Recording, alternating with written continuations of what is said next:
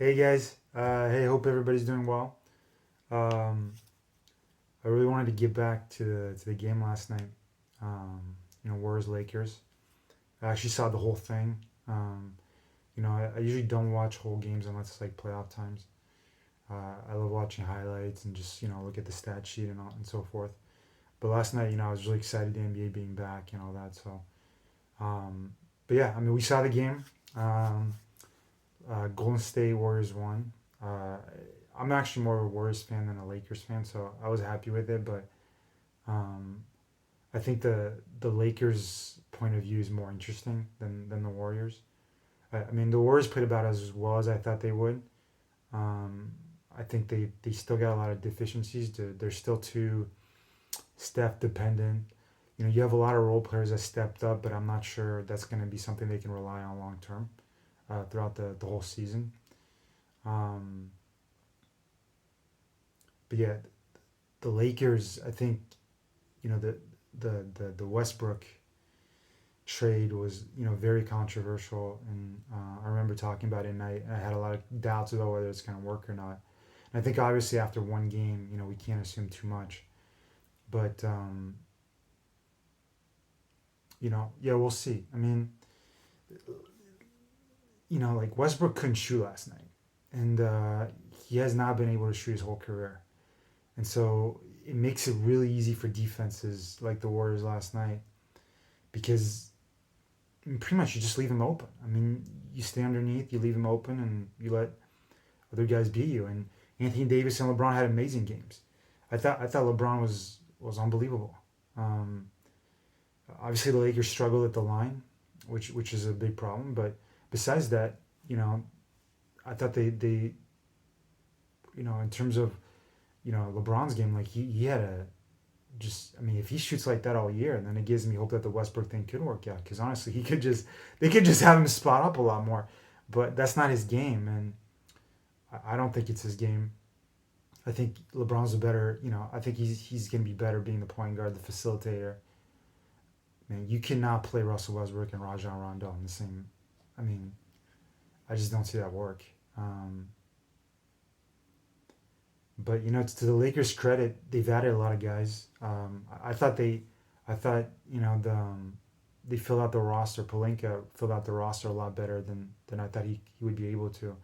I thought Malik Monk and Kendrick Nunn. I thought those were good signings. Um, Obviously, they signed Melo and Howard and Rondo. I mean, those guys. I like the moves. I like the experience, but they are old. Wayne Ellington. I mean, those type of guys. Avery Bradley. So I like all those guys. It's just they are a little old. So um, but I did like the Kendrick Nunn and Malik Monk because I think those two guys are still gonna they're either gonna peak or they're in their prime already. So um, they're still developing young players. So I really like those moves. So I mean honestly, I think when Kendrick Nunn comes back, it almost makes more sense for them to go with Kendrick Nunn, LeBron. Um, I think maybe Ariza. I think you put Ariza in there, or maybe Avery Bradley as a shooting guard. Who knows? Obviously Anthony Davis and probably Dwight Howard, or maybe you just don't go big. But I think it's a shame that Anthony Davis doesn't like to play the five because DeAndre Jordan and Dwight Howard. I mean, like if they play 10 minutes each, it's fine. But mostly you want to go small. I think if you're the Lakers. But yeah, so last night the biggest problems, first and foremost, I think it was the defense. Like you can't. I get that Golden State's really good, but look, if Steph Curry's gonna go off for 40, let him go off for 40. But you can't let all those other guys getting involved. Literally, I mean, they would play Steph Curry so high. Yeah, he didn't get any 3 point. He like they were able to contain him and not let him go crazy from the 3 point line. But it literally created so much space near the rim that the Warriors got more points in the paint than the Lakers last night, and that can't happen.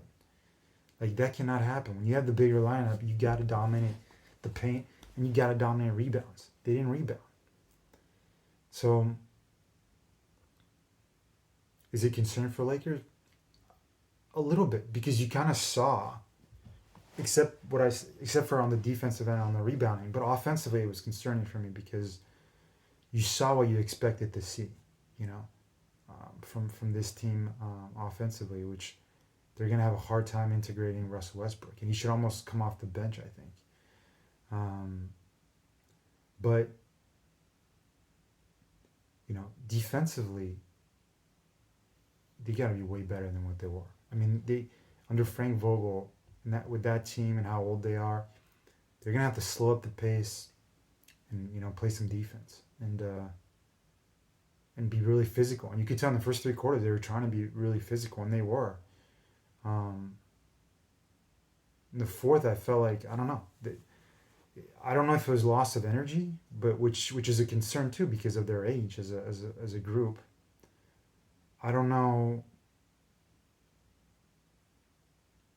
Yeah, I don't know why that intensity dropped. I don't know. And I don't know why they weren't getting rebounds. So those two things worry me more last night. That because it's unexpected that you'd see the Lakers have those kind of problems. But in terms of Russell Westbrook integrating the offense, I mean, look, I don't think he's not gonna learn how to shoot overnight. And he's been in this league, more than 10 years. So he's not gonna learn how to shoot. So I mean, I don't see any other option that they're gonna have to slant his minutes so that he doesn't play with both Anthony Davis and LeBron on the court. Like they can play him. He should be coming off the bench. Play him. You can start him. Just for his ego boost, you can start him, play him 5 minutes, and then have him sit. And when LeBron and Anthony Davis come out at the 12-minute mark, or however you want to slant those minutes, then have Russell Westbrook come in. That's literally the best thing they can do. But there's a lot of concerns. The good news is, like I said, I don't think the West is very good this year. Because, the Clippers don't have Kawhi. He might be back later on, but they don't have Kawhi. The Nuggets still don't have Jamal Murray, and they probably won't have him back until after the All-Star break. And those are probably the best two teams, A lot of people like Utah and the Suns, but, I think those two teams could be really good. But I don't know. When it comes playoff time, I wouldn't bet on either of those two teams to win it. But I think the East is much stronger than the West. So yeah, I would, coming out of the West, I would still pick the Lakers right now. But again, it's going to depend on the injury situation in the NBA. So, but bottom line, just to recap, what worried me is Westbrook and his inability, to integrate offensively, and that can resolve itself, over time. But it's just hard to foresee because he's not going to learn how to shoot. So it's hard to foresee how they're going to be able to do that. But, we'll see. Maybe they can make it work. And then I think what was, like I said, what was most concerning was the defense, the lack of rebounding, and then the free throw shooting. All those three things, like, you can get away with one of those three, but you cannot, defensively you got to be better. But in terms of rebounding or free throws, it's tough to win games if you don't rebound and if you don't make your free throws. So I think they will get better. I like I said, I like what Pelinka did filling out the roster. They got a lot of talented players,